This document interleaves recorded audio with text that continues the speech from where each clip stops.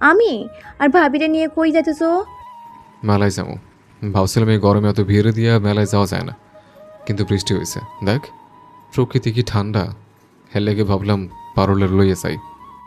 মেলা আমিও যাবো তোমার লগে। টুম্পার কথা শোনা মাত্রই সঙ্গে সঙ্গে পারুলের হাস্যোজ্জ্বল মুখে কালো আধার নেমে আসে। সজীবকে সে ভালো করেই চেনে, কিন্তু পারুলকে অবাক করে সজীব উত্তর দেয়। না টুম্পা, তুই পরে যাইস। সজীবের কথা শোনা মাত্রই টুম্পার মাথায় যেন বাজ পড়ে। মলিন দৃষ্টিতে জমেলা বেগমের দিকে তাকাতেই জমেলা বেগম উঠোনে এসে ছেলেকে বলে, কেন মায়াটা এত আশা কইরা কইছে আর তুই আশা ভাইঙ্গা দিবি? লইয়া যাবা? না আম্মা, টুম্পা পরে যাইব। ছেলের কথায় জমেলা বেগমের মনেও রাগ ধরল। তবুও ছেলেকে হাতের মুঠোয় আনতে চিকন কণ্ঠে বলে, তোর বউরে লইয়া যাইতে পারলে টুম্পারে লইয়া গেলে কি সমস্যা বাজান? মায়াটা মেলা দেখতে ভালোবাসে। ঠিক আছে আম্মা, তুমি এত করে কইতাছো, টুম্পা মেলায় যাইব না। সজীবের কথা শেষ হতেই টুম্পার চোখে মুখে উপচে পড়া হাসি। পারুল জানতো এমনটাই হবে, সেজন্য আর তেমন প্রতিক্রিয়া দেখালো না।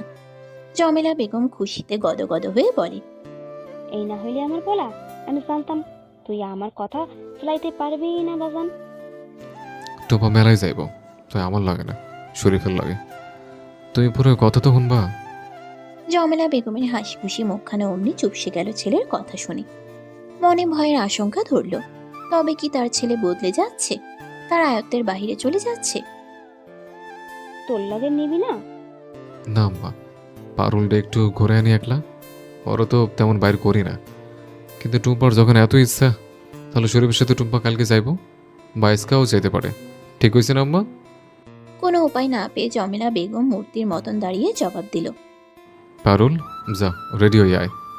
পারুলকে বলেই সজীব ভেতরে যায় শার্ট পরতে। তক্ষুনি জমেলা বেগম পারুলের সামনে এসে দাঁড়িয়ে কাটকাট গলায় বলে, তুমি আমার পোলারে আটকাও। তুমি একলা যাইবা না তার লগে, টুম্পারে লগে লাও। অন্য সময় হলে পারুল দমে যেত জমেলা বেগমের কথায়। তবে এখন আর সে আগের মতন সময় নেই। এখন সময় তার অধিকার অস্তিত্ব নিয়ে, বউ হিসেবে নিজের পরিচয় নিয়ে। সেজন্য চুপসে থাকলো না, কড়া করেই প্রতি উত্তর দিল।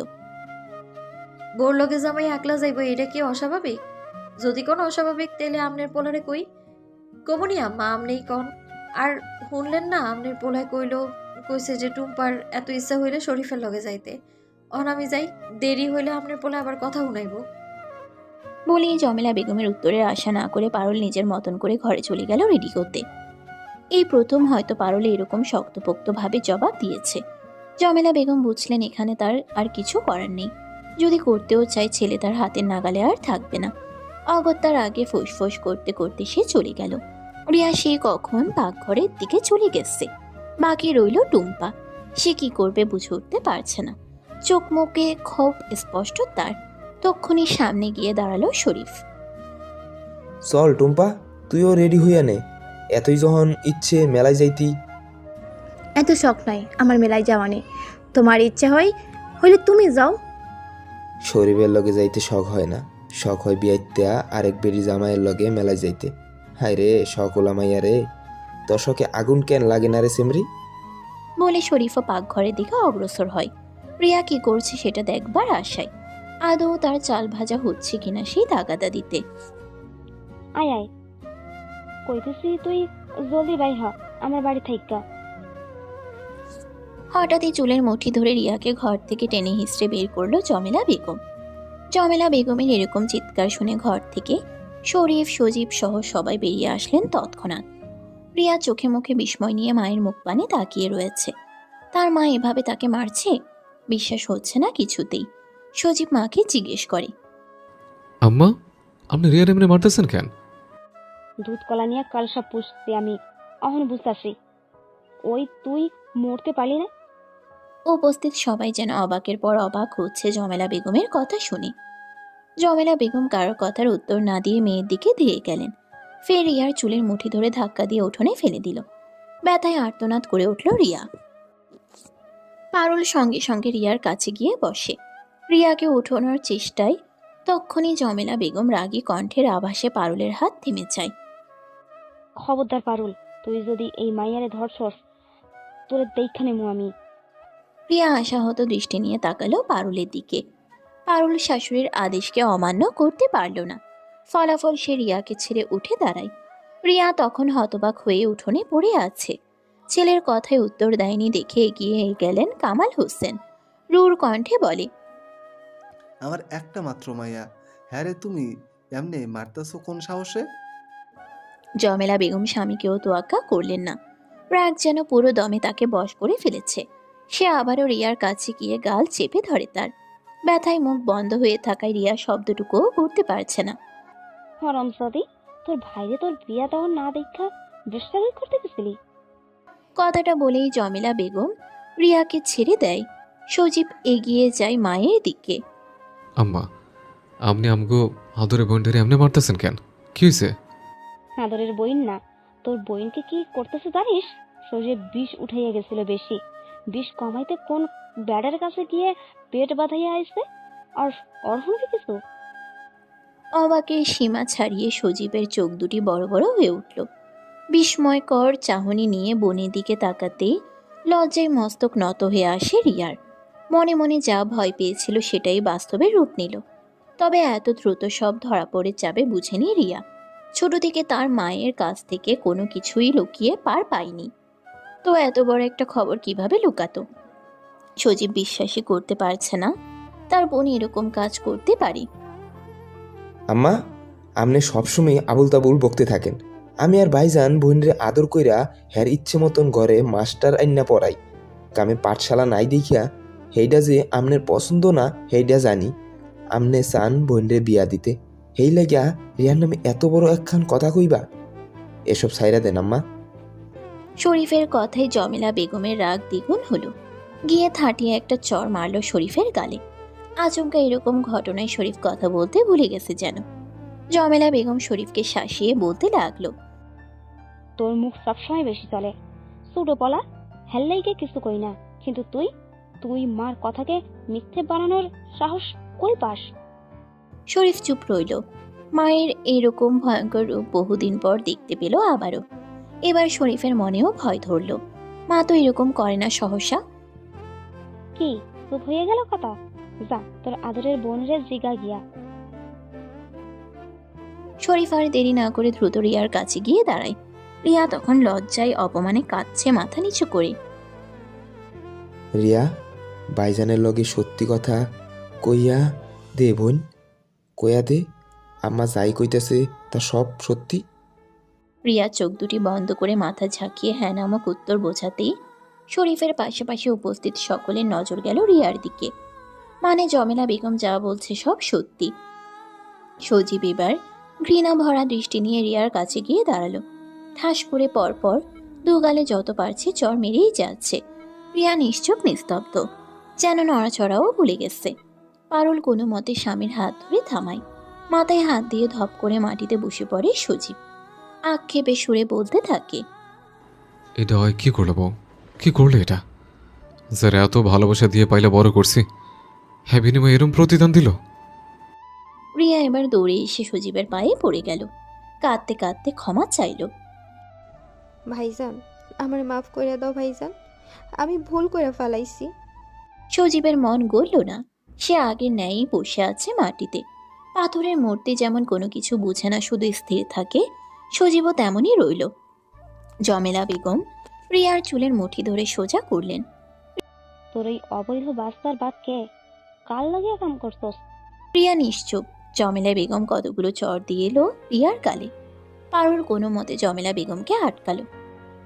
আম্মা, সবাই মিল্লা ওরে এত মারলে মারলে তো জ্ঞান হারাইবো।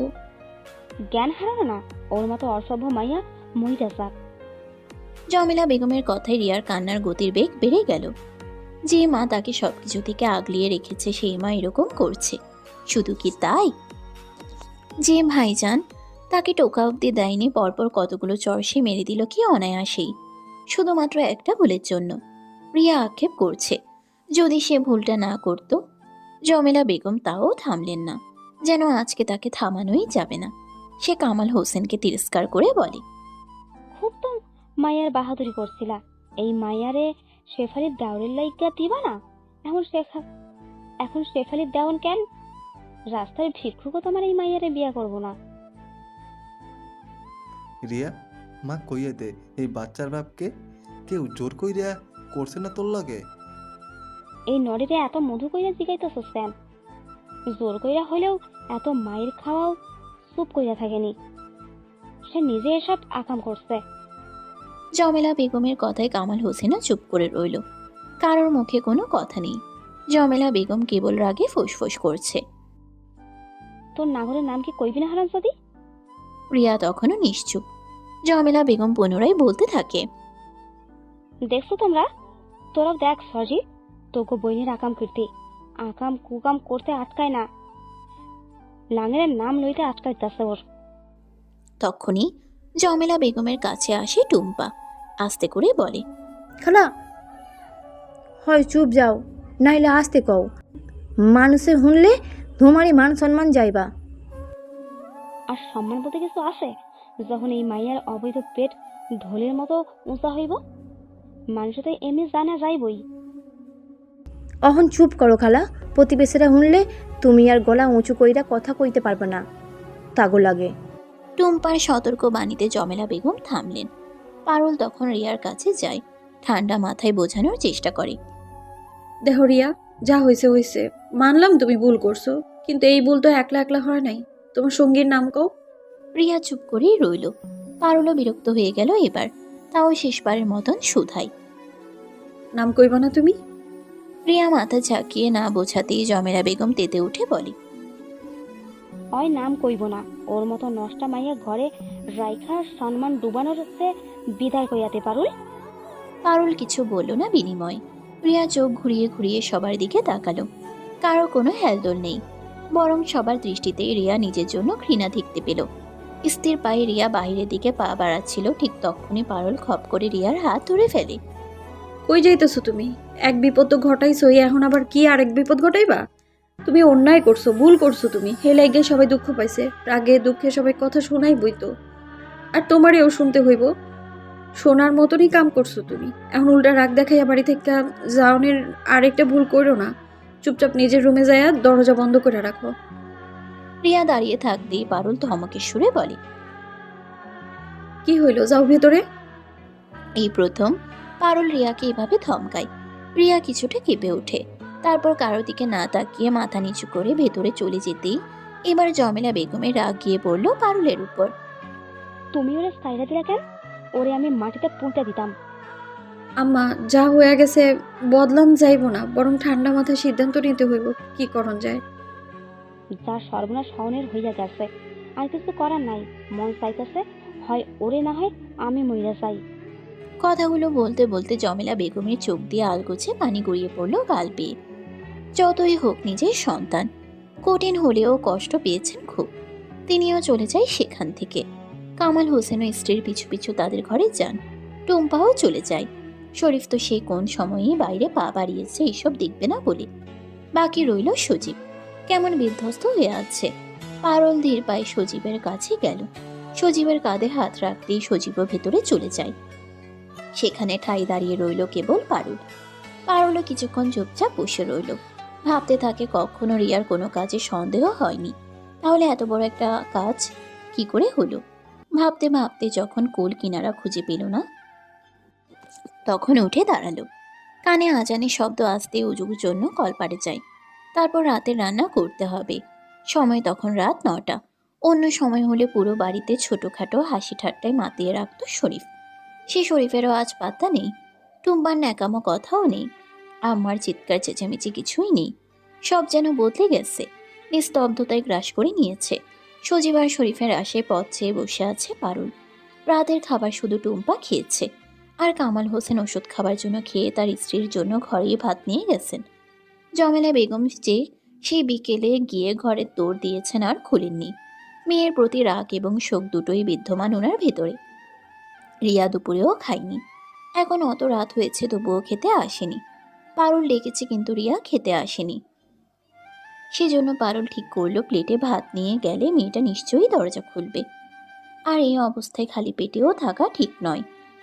সবকিছু বিবেচনা করে পারুল প্লেট ভর্তি খাবার নিয়ে রিয়ার রুমের দিকে অগ্রসর হচ্ছিল। ঠিক তখনই পেছন থেকে ডাক শুনে থমকে দাঁড়ায়। এই কণ্ঠস্বর জমেলা বেগমের। কই যাইতেছো তুমি? আমার রিয়া দুপুরেও খায় নাই, রাইতেও খায় নাই, ওর লাগে দুইটা ভাত নিয়ে। পুরো কথা শেষ করে উঠতে পারল না পারুল।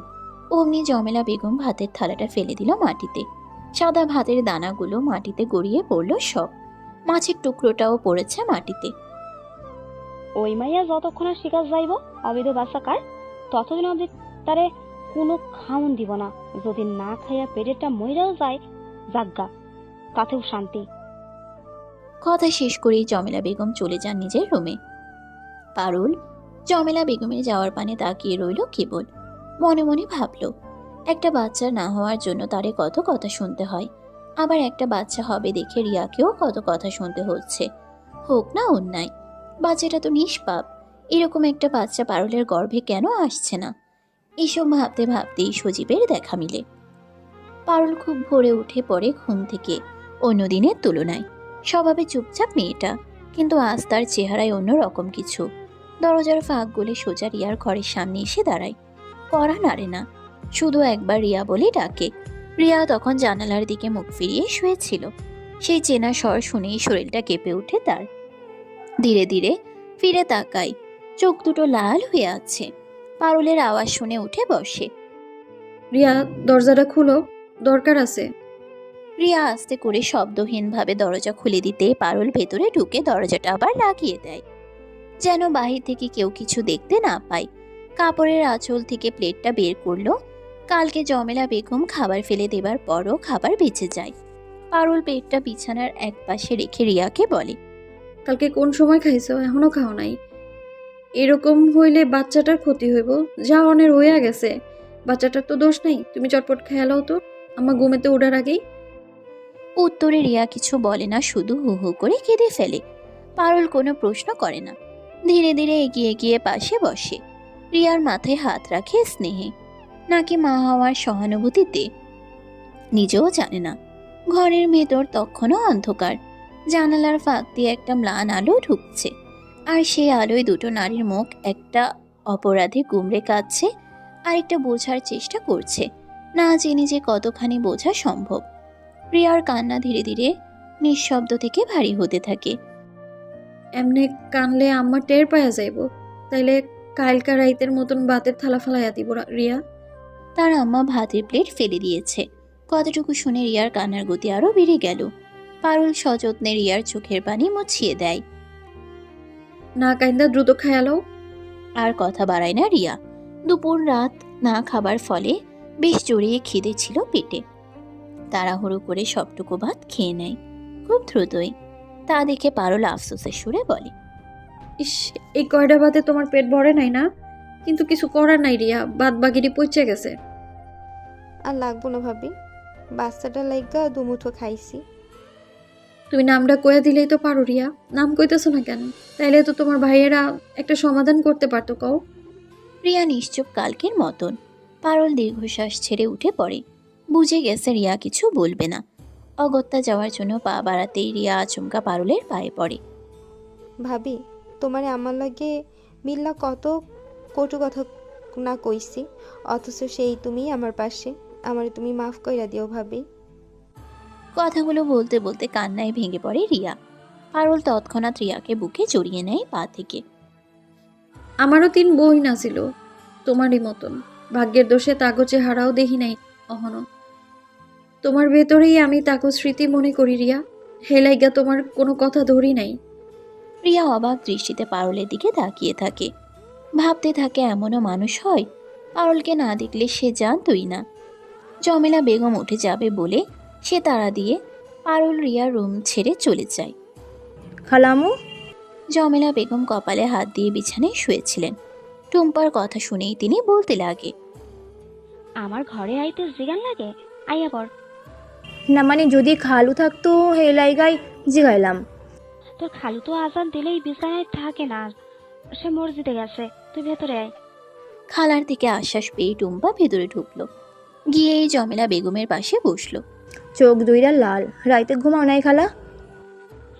যেই খবর হচ্ছে আর ঘুমাইয়ে চোখে। হে লাগাইয়া আমি একটা কথা কইতাছি আসলাম। কি কইবি? জমেলা বেগমের সাড়া পেয়ে টুম্পা আগ্রহ নিয়ে বলতে শুরু করে। সেই দিন আমার লগে গল্প করলে না তুমি ওই শিপালি খালার দেবরের সম্বন্ধ, আমি কই কি তুমি ওইটা পাকা কইরা দাও। টুম্পার কথা শুনে জমিলা বেগম তার ছেলের হাসি হেসে বলে, অবৈধ বাচ্চা যার পরে সেই ছেমডিকে বিয়ে করবো উনি। রিয়ার যে বাচ্চা পেটের মধ্যে এইটা তো না জানালে জানবে না খালা, বুদ্ধি দিয়া চিন্তা করো। রিয়ার না পেটে বোঝা যায় না, মনে হয় 1.5-2 মাস হইব। এখন যদি তুমি রিয়ারের বিয়েটা দিয়া দিতে পারো সম্মানও থাকবো, রিয়ার সুখী পরিবারে যাইব, মানে তোমারও সাপও মরবো, লাঠিও ভাঙবো না, বুঝছো খালা? টুম্পার কথা শুনে জমিলা বেগমের চোখ দুটি বড় বড় হয়ে উঠল। রাগে দুঃখে এরকম চিন্তা ভাবনা তো মনেও আসেনি তার। এমনি তো ভাবি নাই। আমি আছি না ভাবার লাইগা, আমি কইয়া দিলাম। তা করা যায়, কিন্তু এটা তো পাপ। হুস, খালা কিসের পাপ? ও অবৈধ বাচ্চা পাপের পরিচয় পাইবো, রিয়া ভালো থাকবো, বড় লোক বাড়িতে সুখে থাকবো। তাইলে আমি আজই শেফালির বাড়িতে যাবো। আচ্ছা খালা। তোরে অনেক ধন্যবাদ রুম্পা, আমারে এমনি কম লাইকা। ধন্যবাদের কাম কি খালা, আমারে তোমার কাছে রাইখা দিবা, এতেই খুশি। তোর মনস্কামনা দ্রুত পূর্ণ হইব।